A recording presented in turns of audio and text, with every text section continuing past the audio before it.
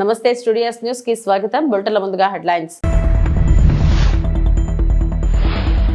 Operation Sindoor పై అఖిలపక్ష భేటీ.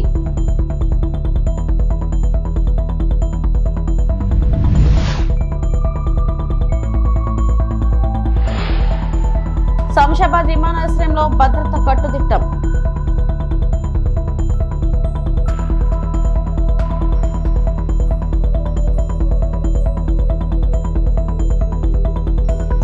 శ్రీ సిటీలో LG electronics unit కు శంకుస్థాపన చేయనున్న మంత్రి నారా లోకేష్.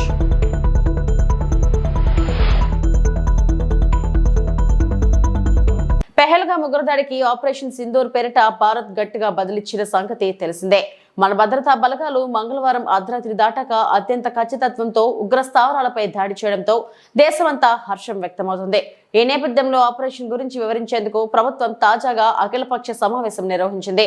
పార్లమెంట్ ప్రాంగణంలో జరిగిన ఈ భేటీకి కేంద్రం తరఫున మంత్రులు రాజ్నాథ్ సింగ్, అమిత్ షా, ఎస్ జైశంకర్, జేపీ నడ్డా, నిర్మలా సీతారామన్ పాల్గొన్నారు.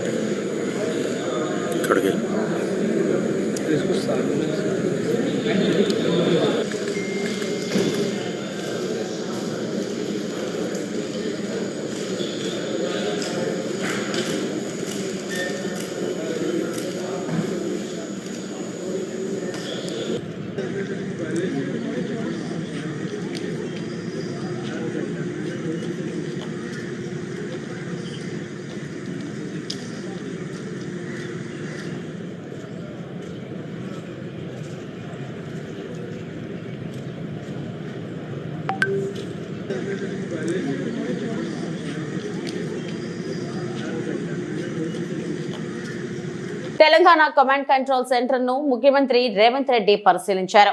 నగరంలో నిరంతరం నిఘా కొనసాగించడంలో కమాండ్ కంట్రోల్ సెంటర్ నుంచి సాగుతున్న పర్యవేక్షణ తీరును అడిగి తెలుసుకున్నారు.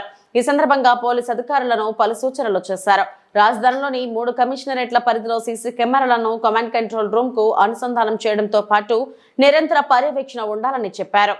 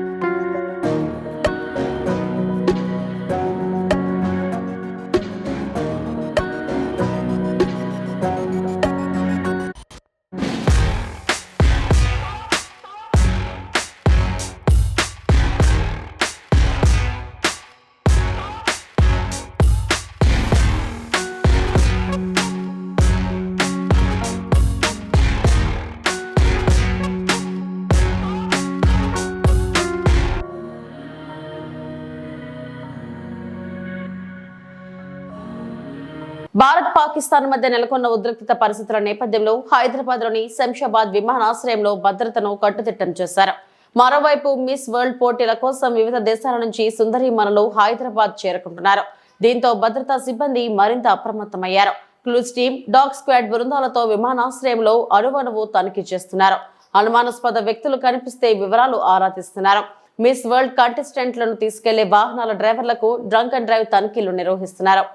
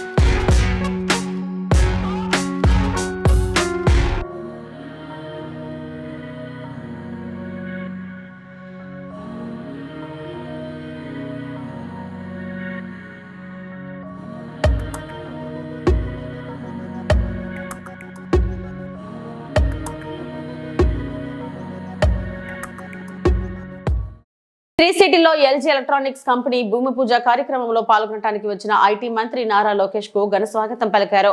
ఎల్జీ ఎలక్ట్రానిక్స్ కంపెనీ 5,001 కోట్ల పెట్టుబడితో 2,000 ఉద్యోగాలు కల్పించనుంది. మా కూటమి ప్రభుత్వం వచ్చిన తర్వాత వచ్చిన మొదటి విదేశీ పెట్టుబడి ఎల్జీ ఎలక్ట్రానిక్స్. ఆంధ్రప్రదేశ్ రాష్ట్రం ఎల్జీ కంపెనీకి సాదర స్వాగతం పలుకుతుంది. I extend a very warm welcome to the leadership of LG Electronics, India and global, and its vendor companies to our state. Today marks more than just the beginning of a construction project.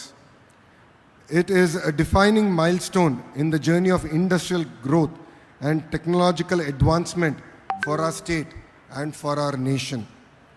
Where innovation meets investment, the future is taking shape. With an investment exceeding 5,000 crores, LG Electronics is not only bringing a world-class manufacturing unit to Andhra Pradesh, but is also reaffirming global confidence in our state as a premier investment destination.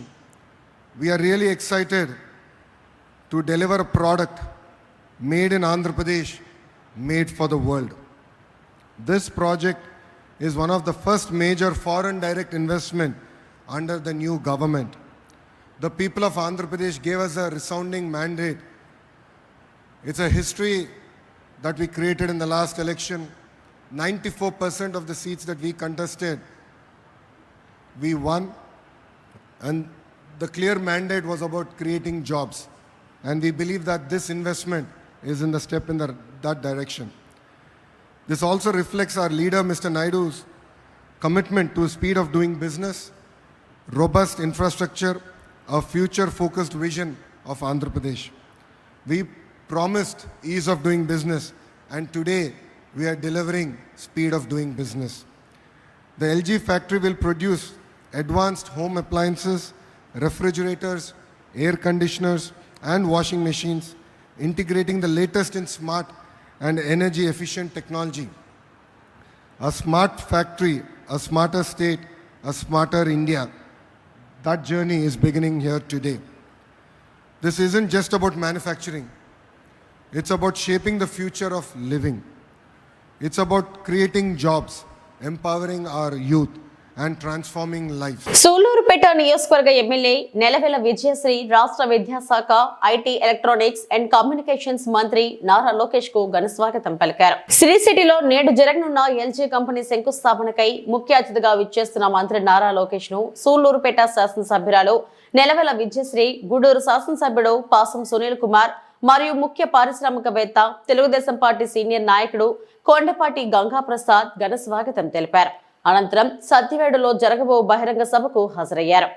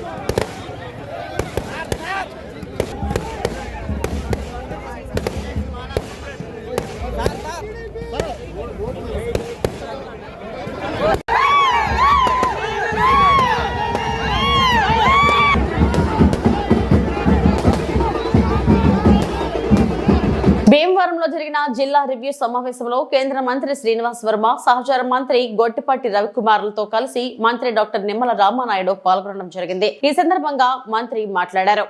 గతంలో నెల 2 నెలలు కూడా అకౌంట్లకు సొమ్ములు పడినటువంటి పరిస్థితులు మేము చూసాం. కానీ ఈరోజు అమ్మిన 48 గంటలకే మా అకౌంట్లో మరి అమౌంట్ జమ అవుతుందని వేళ రైతులే వేళ ముందుకు వచ్చి చెప్తున్నటువంటి పరిస్థితి. గతంలో సంచులు కూడా మరి దానికి ఉన్నటువంటి ఏదైతే ఆ బెజ్జాలతోటి ఆ యొక్క సంచుల్లో ఉన్నటువంటి ధాన్యం కూడా మరి బయటికి పోయి తరుకు కూడా వచ్చేటువంటి పరిస్థితి. అటువంటివి ఏమీ లేకుండా ఈవేళ రైతు క్షేమమే ఈ ప్రభుత్వం మరి క్షేమంగా తలిచి ఈరోజు ఇంత పెద్ద ఎత్తున పనిచేస్తూ గత ప్రభుత్వం పెట్టినటువంటి బకాయిలు, ధాన్యం బకాయిలు కూడా ఈవేళ 1650 కోట్ల రూపాయలు ఈ ప్రభుత్వం చెల్లించింది అని అంటే ఈ రకంగా రైతు క్షేమమే తమ సంక్షేమంగా ఈరోజు ఈ ప్రభుత్వం పనిచేస్తుంది అనే విషయాన్ని కూడా ఈరోజు ఈ యొక్క సమీక్ష సమావేశంలో తీసుకుని భవిష్యత్తులో కూడా రిమైనింగ్ ఇంకా ఎక్కడైనా కళ్ళాల్లో కానీ రైతుల దగ్గర ఉన్నటువంటి ప్రతి ధాన్యం గింజను కూడా కొనేటువంటి శక్తి ఈవేళ ఈ ప్రభుత్వం ఉంది అనే విషయాన్ని కూడా ఈ సందర్భంగా తెలియజేసుకుంటూ మరి ఏదైతే కొంతమంది మనం చూసాం, ఏదైతే మాజీ మంత్రి మరి ఆయన కూడా అబద్ధాలు అసత్యాలు ఆయన మాట్లాడతాడు. వాళ్ళ అవినీతి పత్రిక రోజు అచ్చులు అబద్ధాలన్నీ కూడా అచ్చులేసి ప్రచురిస్తూ ఉంటుంది. మరి ఈవేళ వాళ్లకు కళ్ళుండి కనిపించినటువంటి పరిస్థితి కనపడుతూ ఉంది. ఇంత పెద్ద ఎత్తున ఈవేళ 1200 కోట్ల రూపాయలు ధాన్యం కొంటే అందులో 1120 కోట్లు ఈవేళ ధాన్యం సొమ్ములు ఇచ్చామని అంటే ఎంత పెద్ద ఎత్తున ఈరోజు ఈ ప్రభుత్వం పనిచేస్తూ ఉంది.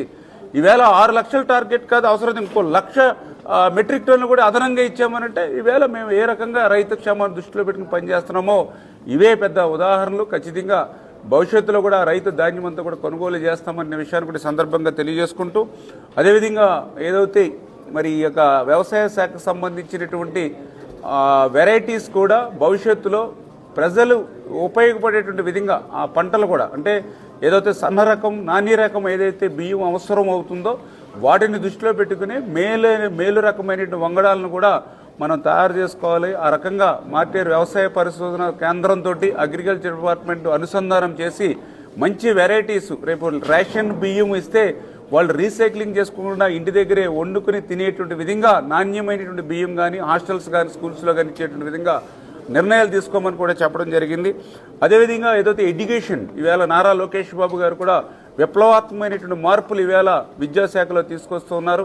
మరి 1 క్లాస్ 1 టీచర్ అనేటువంటి విధానాన్ని అంటే ఒక 30,000 40,000 రూపాయలు పెట్టి సంవత్సరానికి ఒక విద్యార్థిని ప్రైవేట్ స్కూల్లో చదివిస్తే ఏ రకమైనటువంటి విద్య అందుతుందో అటువంటి విద్య ₹1 ఖర్చు అవసరం లేకుండా 1 క్లాస్ 1 టీచర్ అంటే 5 క్లాసులకి 5 టీచర్ల ప్రతి గ్రామంలోనూ ఒక మోడల్ స్కూల్ ఉండేటువంటి విధంగా ఏదైతే నారా లోకేష్ బాబు గారు నిర్ణయం తీసుకున్నారో దానికి అనుగుణంగా మరి ఆ విద్యా వ్యవస్థ కూడా పెద్ద ఎత్తున ప్రక్షాళన ఏదైతే జరుగుతుందో దానికి అనుగుణంగా కూడా మరి జిల్లాలో ఎక్కడ ఇబ్బందులు లేకుండా చూడమని చెప్పి అల్లూరు జిల్లా రంపచోడవరంలో అన్నా క్యాంటీన్ నూతన భవన నిర్మాణానికి భూమి పూజ చేసిన MLA Sirisha Devi. Rampachodavaram union bank ఆవరణలో అన్నా క్యాంటీన్ నూతన భవనానికి భూమి పూజ చేసిన ఎమ్మెల్యే శిరీషాదేవి. ఐటీడీఏ పీఓ కట్టా సింహాచలం అన్నా క్యాంటీన్ నిర్మాణానికి కూటమి ప్రభుత్వం అవకాశం కల్పించారని తెలిపిన ఎమ్మెల్యే పేద ప్రజలకు పట్టడి అన్నం పెట్టాలన్న సంకల్పంతో రాష్ట్ర ముఖ్యమంత్రి నారా చంద్రబాబు నాయుడు మరియు డిప్యూటీ సీఎం పవన్ కళ్యాణ్ దృష్టికి తీసుకెళ్లడం జరిగిందని తెలిపిన ఎమ్మెల్యే టీడీపీ పార్టీ వ్యవస్థాపకులు నందమూరి తారక రామారావు పేరుతో అన్నా క్యాంటీన్ పేద ప్రజలకు ₹5 అన్నం పెట్టే పథకం ఎంతో ఆనందం కలిగిస్తుందని, అందులోనూ ఈ పథకం రంపచోడవరంలో రావడం ఇంకా ఆనందం కలిగిస్తుందని తెలిపిన ఐటీడీఏ పీఓ కట్టా సింహాచలం. ఈ కార్యక్రమంలో కూటమి నాయకులు, కార్యకర్తలు, గ్రామస్తులు పాల్గొన్నారు. ప్రాంతంలో అన్నా క్యాంటీన్ శంకుస్థాపన చేసి ఆగిపోవడం అనేది మనందరికీ తెలుసు. మళ్ళీ ఎక్కడైతే ఆగిపోయింది అదే ప్రాంతంలో మళ్ళీ మనం అన్నా క్యాంటీన్ ఏర్పాటు చేయడానికి ప్రభుత్వం ఈ యొక్క అన్నా క్యాంటీన్ ఏర్పాటు చేసుకునేటువంటి అవకాశం కల్పించింది. నేను ఎమ్మెల్యే ఆమెన మొదట్లోనే మన నియోజకవర్గంలో 11 మండలాలు ఉన్నాయి. ప్రతిదీ కూడా చాలా డిస్టెన్స్ లో ఉంటాయి. మండలానికి చాలా విస్తీర్ణం కలిగినటువంటి అతిపెద్ద నియోజకవర్గం మాది. ఒక 2-3 మండలాలు కలిపి ఒక అన్నా క్యాంటీన్ ఏర్పాటు చేయండి. 2 ఐటీడీలు ఉన్నాయి, అటు చింతూరు, ఇక్కడ రంపచోడవరం. ఈ పరిధిలో మాకు ఏర్పాటు చేస్తే మా యొక్క పేద ప్రజలకు ఎంతగానో ఉపయోగపడుతుందని ముఖ్యమంత్రి గారి దృష్టికి, లోకేష్ గారి దృష్టికి, డిప్యూటీ సీఎం గారి దృష్టికి కూడా తీసుకెళ్లాము. ఇది గమనించిన మన పెద్దలు మన ప్రాంతానికి ముఖ్యంగా ఎక్కడెక్కడో మారుమూల ప్రాంతాల నుంచి 100 కిలోమీటర్లు నడిచి లేదంటే చాలా ఇబ్బందులు పడుతూ హెడ్ క్వార్టర్లో గ్రీన్ అని కానీ లేకపోతే వారి యొక్క వ్యక్తిగత అవసరాలని కానీ ఏ పనైనా సరే రంపచోడవరం హెడ్ క్వార్టర్కి రావాల్సినటువంటి పరిస్థితులు ఉన్నాయి. కొందరికి డబ్బులు ఉంటాయి, కొందరికి డబ్బులు ఉండవు. పాపం బ్యాంక్ పని వచ్చినా సరే టైంకి డబ్బులు లేక భోజనం తినకుండా సాయంత్రం వరకు పడిగాపులు కాసి ఇంటికి కాడిక పరిస్థితులు చాలా మనం చూసాము, జరుగుతా ఉంది. ఏలూరు జిల్లా ద్వారకా తిరుమల క్షేత్ర ఆర్యవైశ్య కళ్యాణ మండప ట్రస్ట్ వద్ద ఉన్న వాస్విమాత ఆలయంలో వాస్వి జయంతిని పురస్కరించుకొని ప్రత్యేక కార్యక్రమాలు జరిగాయి. ముందుగా ఆలయాన్ని విశేషంగా పుష్పమాలికలు, మామిడి తోరణాలతో సుందరీకరించారు. అనంతరం అర్చకులు విశేష అభిషేకాలు జరిపారు. ట్రస్ట్ చైర్మన్ బోంటాడ రాంపండు, మండల ఆర్యవైశ్య సంఘ అధ్యక్షుడు ఇమ్మడి రత్నాజ్ దంపతులు ప్రత్యేక పూజలు జరుపుకున్నారు. అనంతరం రత్నాజీ దంపతులు అమ్మవారికి పట్టు వస్త్రాలు సమర్పించారు. ఆ తర్వాత భక్తి శ్రద్ధలతో హోమాది కార్యక్రమాలను పండితులతో నిర్వహించారు. కార్యక్రమంలో పలువురు ఆర్యవైశ్య సంఘ నేతలు పాల్గొన్నారు.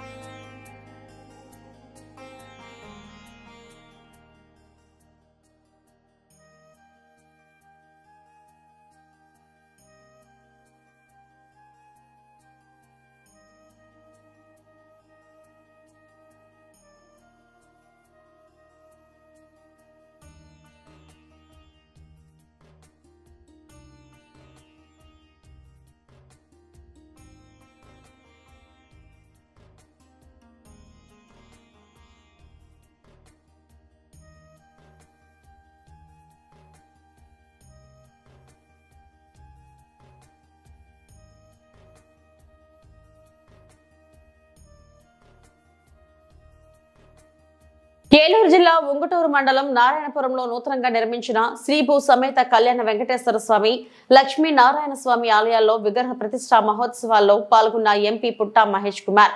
విగ్రహ ప్రతిష్ఠా మహోత్సవంలో ఎంపీ పుట్టా మహేష్ కుమార్ తో కలిసి పాల్గొన్న టీడీపీ జిల్లా అధ్యక్షుడు గన్ని వీరాంజనేయులు, ఎమ్మెల్యే పెచ్చిమట్ల ధర్మరాజు నూతనంగా ప్రతిష్ఠించిన స్వామివార్లను దర్శించుకుని భక్తి శ్రద్ధలతో పూజలు చేసిన ఎంపీ పుట్టా మహేష్ కుమార్. విగ్రహ ప్రతిష్ఠ మహోత్సవానికి ముఖ్య అతిథిగా పాల్గొన్న ఎంపీ పుట్టా మహేష్ కుమార్ కు వేద పండితులతో కలిసి ఘన స్వాగతం పలికిన ఎమ్మెల్యే పెచ్చిమట్ల ధర్మరాజు.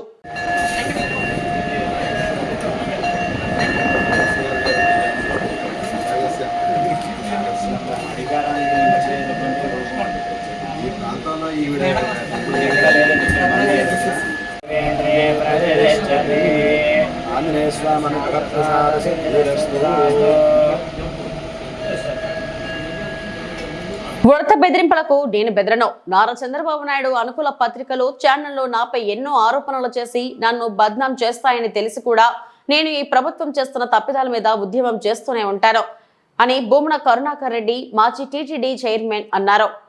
నన్ను బలహీనపరచాలని, నా మీద బలప్రయోగం చేయాలని, నా మీద అవినీతి ఆరోపణలు వేసి నన్ను పలుచన చేసి వైఎస్ఆర్ కాంగ్రెస్ పార్టీలో నన్ను యాక్టివ్గా ఉండకుండా చేయాలన్నటువంటి కుట్రలో భాగంగానే ఈ రోజున ఆ 2 పత్రికలు పతాక శీర్షికలో నా గురించి రాయటం జరిగింది. ఇలాంటి ఉడత బెదిరింపులకు బెదిరేవాణ్ణి నేను కాదు. 2004లో నక్సలైట్లతో రాష్ట్ర ప్రభుత్వం చర్చలు చేసినప్పుడు నక్సలైట్ల యొక్క ప్రధానమైనటువంటి అజెండాలో ఒక భాగం రామోజీ ఫిల్మ్ సిటీలో ఆ వేలాది ఎకరాలలో పదుల సంఖ్యలో చెరువులు, కుంటలు, పొరంబోకు స్థలాలను ఆక్రమించినాడు. ఆ ఆక్రమణకు గురైనటువంటి స్థలాలను వెంటనే ప్రభుత్వం తీసుకోవాలా అన్నటువంటి నిర్ణయం. దాని మీద పెద్ద ఎత్తున చర్చ కూడా ఆ రోజున జరిగింది. రామోజీరావు ఏమాత్రము కూడా స్పందించినా వందలాది ఎకరాలను ఆక్రమించినటువంటి రామోజీరావు ఈ రోజున వాళ్ల కొడుకు కిరణ్ సారథ్యంలో నడుస్తున్నటువంటి ఈనాడు పత్రిక నేను ఒక పెద్ద భూ కబ్జాదారుడుగా చిత్రీకరించి నన్ను బలహీనపరచాలనంటే నేను భయపడేవాడిని కాదని, నా మీద ఏ విచారణైనా చేసుకోవచ్చును, నేను ఎక్కడా కూడా భూముల్ని ఆక్రమించలేదు, అలా పొరంబోకు భూములు ఉంటే ఆనందంగా తీసుకోవచ్చును అన్నటువంటి విషయాన్ని ప్రకటిస్తున్నా.